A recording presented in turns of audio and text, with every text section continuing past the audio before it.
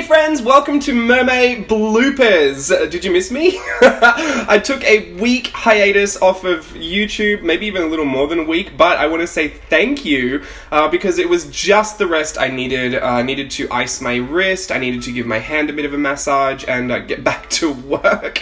It was a hectic May, if you can believe that. There was a lot going on behind the scenes as well. MERMAY was a big challenge to get all the videos up and uploaded. But just to sharing all of that with you was so much fun, and I want to say thank you again for joining us on that adventure. I loved catching up with you guys every day. I loved the podcast voiceovers with Steve, and I love when Stella jumped in there. I loved so much about it. Oh, pardon me, I burped and I really want to edit that out, but I'm not going to. I really enjoyed the process, and the bloopers is something that I've been so excited to share with you because some of these, like, the first one started Cinco de Mayo, so we're about a month ago at this point, which seems crazy. It feels like 3 years ago. But I haven't shown anyone these, and they're so funny. So let me start with a bit of a disclaimer. First of all, the library is open, honey. Like, Queens, the library is so open. I'm gonna go in on myself here. Now, please don't mistake that for self-loathing. I don't hate my artwork. In fact, I love it. That's why I do so much of it. It brings me so much joy. I have such a strong passion for it, and especially sharing it. But in reality, there are so many times when I still struggle. I struggle to share certain things. As a business as well, sometimes I think there are things that shouldn't be shared. Things that would kind of bring down the level of, the level of content offering, I would say. There are things that I have a bit of a discernment about. So sharing certain artworks is that's where that falls for me. I'm so happy to share these because this was a part of a challenge, but also these were works that I didn't include for specific reasons, and they run the gamut, the reasons really, and I'll just share a few of those with you. But please know this is not self-loathing. I can roast my artwork because I'm really confident with it. I feel at peace with finding critiques. I think it's easier to self-critique than to have others critique. So even though the library's open, I'm not encouraging you to weigh in on these. I think I'll do a good enough job for us all, right? So let's just get into it. The first one I started struggling with was Cinco de Mayo. Now, I had struggles all throughout the month. It wasn't just at the start, but Cinco de Mayo, I wanted to, pay homage to Mexican culture. I wanted to get Frida in there because we all love a good Frida, and I just had these handmade modern acrylics. They were new to me at the time. I wanted to go full painty, very kind of color blocking and abstract and mark making and finger painting. I just thought, let me just get these paints down. Love the color palette. First big mistake was when I blocked out the mermaid in grey. I don't know what I was thinking. I even had an egg color, like an eggshell or something color, and I used the grey. I don't know why I did that, but then I started adding too many different styles. I was going for line work, then I was going for a bit of animated eyes, then I was going for a bit of color blocking, then a bit of abstract, and there was just so much going on that it looked like I couldn't settle on something. The piece looked as schizophrenic as I felt when I was doing it. So it was, I don't know if schizophrenic was the right word, but you know what I mean? I was just kind of all over the place when I was putting it together, and I feel like that kind of reflected in it. And because I wasn't happy with that, I feel like I didn't do a good enough job, paying homage to what I wanted to pay homage to. It just kind of looked like a big old, thrown together, kind of a hodgepodge mess, mishmash. There wasn't anything specific. I didn't push the boundary on any specific style. It all just kind of looked like I couldn't make up my mind. So even though I loved certain elements, I loved the headpiece, I love her eyes, I love the tail, I love the seaweed boa, the feather boa that she's holding, but it's made of seaweed. I loved that. I love the color palette. There's so much that I do love about it. I wasn't overall happy with it. I think it looked a little hectic and not very thought through. So I left it. I did repurpose a lot of this into newer works, which I was happy with as well. Waste not, want not. But this was the first one that I did kind of, let go for MERMAY, let's say. But I didn't totally let go of the idea, and this is where the magic truly happened. I thought, I love the colors. I loved the color blocking. Let me get my stencils out because I'm really feeling some OG mixed media style here. Let's go for it. What is more Mexican than a piñata? And I don't mean for that to sound cliche or racist in any way. To be honest, I am the first person to line up at a piñata because I've got pent-up aggression and I love lollies. So I love a good piñata, but Frida and piñata together in a papercraft kind of a project, just, alarm bells should have been ringing in my head at that point, but it didn't stop me. I fully went for it. I grabbed all my paper. I laboriously cut up so many strips of, would-be piñata paper. And I kept going. I kept going with my idea. The problem with this one is that I knew exactly what I was going for, and I nailed what I was going for. The problem was, what I was going for was crazy. Not one point through this process did I think, oh, a Frida Pinata mermaid is kind of just a little bizarre, James. You should probably just think of something else or try something else. It was so funny. I thought, no, people will love it. There'll be texture on it. It'll look fun. It's a papercraft project. As much as I love illustrating, I love cutting up paper and gluing and cutting through journals, and, I love papercraft projects as well. Paper stacking, 3D paper art, love it. So for me, this was kind of fueling that addiction, but yeah, I fully went for it. Even once I had the full base down and I was like, yes, I nailed it. That's exactly what I was going for. I didn't see that what I was going for was just nuts. So I kept going. I then tried to add a face. I then tried to add decoration. You'll see, it'll come up in a second. It ended up looking not just crazy, it didn't end up looking like a piñata at one point. It ended up looking like those beaded door curtains. Do you know what I'm talking about? People get them from Bali or Thailand or something. They're just, they're just strings of beads that hang from your doorway. That's what her tail looked like. And I thought, how did I manage that? What is going on? I got to the end. The funniest part is I present it, I scanned it, I made sure that this was going to be a piece in Mermay. I was going to say look guys, not everything works out, but ideas can be fun, right? Steve was just trying to be so nice to me in the kitchen. He just says, you know what?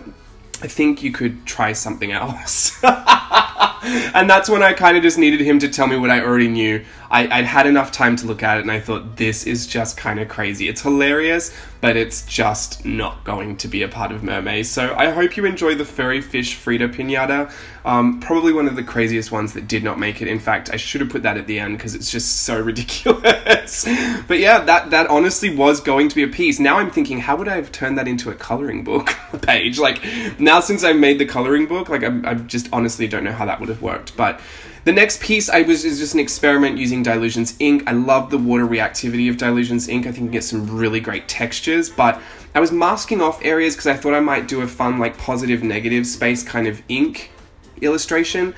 To be honest, I was just testing this out on film. I didn't have the finished idea, and when I got to the end, I was like, I don't see what's happening here. I can't make sense of what I thought this might be. So I just kind of ditched it for lack of direction, if that makes sense. That there was nowhere it was going and I couldn't figure it out. Next one, this is when I'm starting to get into confident territory, and I thought I might try the Neverland mermaids. Now here's the problem. I wanted to keep them loose and sketchy so I wouldn't feel the pressure. I used only my sketching pencil and a watercolor black so that I could activate it with water and just have very simple shading. I actually liked this, but I thought the whole piece would be kind of a sketchbook page, kind of that feel, but then I didn't like the second illustration on it, so I was like, giving up on that. I wanted to like all of the illustrations or it just wouldn't have worked, so that was a bit of a risk because you just never know with sketches. But I liked how she had turned out, so I thought I'm going to make her a final piece. The problem with that was that I loved how it came out, actually. I really do enjoy it. I love the aesthetic, I love the style, I love the look. Very loose, very sketchy. A lot of the time, sketches don't translate well into finished pieces because they're so loose, and what you like about them is that organic quality. This, I feel like, would have translated well into like a coloring book page or something. The problem was I felt like it was too simple. At this point, I was already doing some really intricate stuff, and I felt like people would have thought this was a cop-out for one of my days of Mermay. So having said that, there were other pieces that I did include that I feel like were more of a cop-out than this would have been. So I would probably have traded this one in for another one, but it didn't make it, so I have to include it in the bloopers. So yeah, maybe a bit of a mistake in hindsight to not have included that one, but let me know, would you think that would have been a cop-out for me? I'm assuming most people would have been like, no, just do whatever you wanted to do. That was one of the times where getting in my head really screwed me over a little bit. This was just going to be a full-on page of Harajuku-inspired street-style mermaids. I got through sketching and I realized that the illustrations were a little small, and the details were going to get really lost and become really confusing with the texture of that paper. So I just kind of left that one as well, even though I liked where it was going, and it kind of was what inspired later on the Lisa Frank inspired mermaid. You know, that Harajuku cross Lisa Frank? That's kind of where that started from beforehand. Now this, I'm back in Neverland territory. I thought my confidence is there. I'm going to try it again. I have to get at least one Neverland piece. Maybe I would have included this one instead of the other one, although this one I had a problem with it because it looked like fan art. And I didn't think there was enough of an original thought in it to warrant putting it out there as something that was, you know, one of my mermaid pieces. I love to pull inspiration, but to directly copy, you know, I'll save that for something a bit more personal, like my journal or my planner. You know, that's just for me. You know, you can't put that out there and say, like, this is my mermaid piece, when it was someone else's mermaid piece from the 1940s. Like, so I'm just going to leave that one there. I do enjoy how it looks, but to me it wasn't enough of an original thought, and to include it in a lineup of things where I was trying to expand on my own creativity and look into my own imagination for inspiration, I don't think this was enough of a reflection of that. So a bit of an interesting reason why I didn't. I loved the idea of kind of blocking it out in watercolor and then putting my details on. That's something I think I should try again, because it was very helpful. It was like kind of a slow leap, you know what I mean? Before I felt like I was falling, it was just kind of eased me into the illustration. Felt like I could map it out in something that I could wash it away with, in the way that you can't really do with graphite, because it kind of stains, and you know, no one wants to use an eraser if you don't have to. So I do enjoy this. I will put it in my journal or something, but it wasn't something that I felt comfortable putting in MERMAY, because I just don't think it was enough of a reflection of me, my own brain. It was a reflection of some of my skill, but not really my imagination. So that's kind of why I left that one, even though it was something that I was okay with. The next one, not really. This one is just kind of unusual to me because I was going for Ursula, you know, the sea witch. I thought, let's get a villain in here. I love good villain. But it just kind of became a face portrait that was very simple and all about the lashes, which I'm not mad at, but let's be real, nothing about this screamed mermaid. And it was done very quickly. Honestly, I feel like I was doing that thing again where I was just testing it out on camera, and if it worked, I would redo it as a piece. But I kind of looked at it and thought, there's nowhere I could take this, you know, in my brain at that point where it would seem like it fit with the mermaid collection. So kind of just left that one as well for lack of direction. This one here I left for a really unusual reason.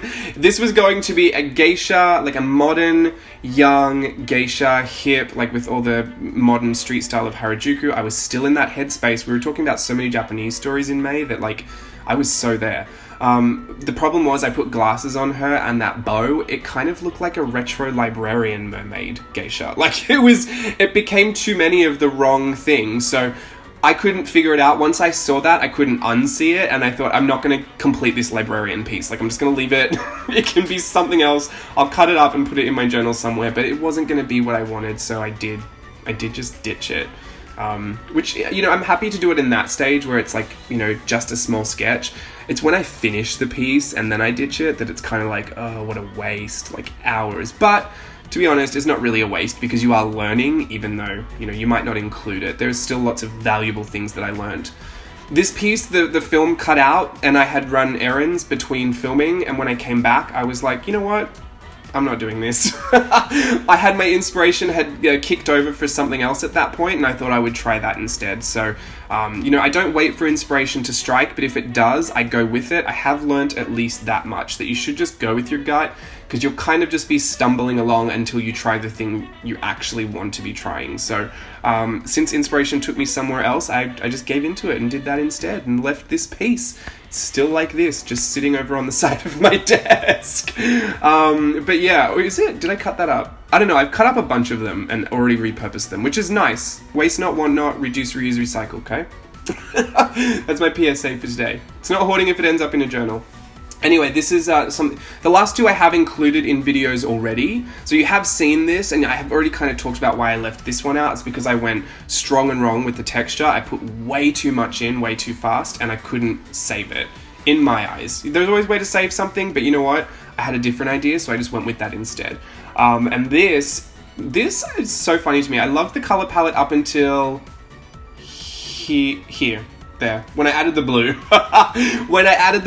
I'll be honest, it looks like mold to me. I don't know what it is. I don't hate it, but it just gives me mold feelings. So I ditched it, even though, like, I didn't even ditch it at this point because I thought, you know what, it's going to be fine. It's a background. Backgrounds are in the back. They're not the focal point. It'll be fine. The colors are still fine, even though I think it looks like it's moldy. I did the sketch on top. Loved the sketches. Still, I'm back in this experimenting with the that, you know, retro style of illustration, you know, the golden age of Disney animation. I'm back there because I love it. I've got my Disney Golden, the Art of the Disney Golden book, coffee table book, so I'm super inspired by that at this point, and really giving it a go. I should have done it in gouache because I feel like it would have been more flat lay of color, but that really wasn't my problem. My problem was proportions.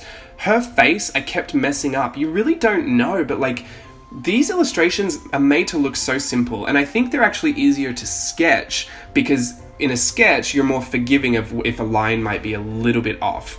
But when you're actually trying to clean it up and illustrate it or ink it like they would back in olden days of animation, like ink the cell, it's the slightest bit off. If it's the slightest bit off, it just looks like her face is falling off. Like, or it just looks like her face is scrunched, or, you know, I was just struggling getting it right. Even rendering it, it's such an unusual style to try and render because you wouldn't really put shadows where you would put shadows because the face is such an unusual shape. Like, I don't know, I haven't, to be honest, I felt like I hadn't played with this style enough to know how to properly render it, and I wasn't happy with the results. So you can see I kept trying.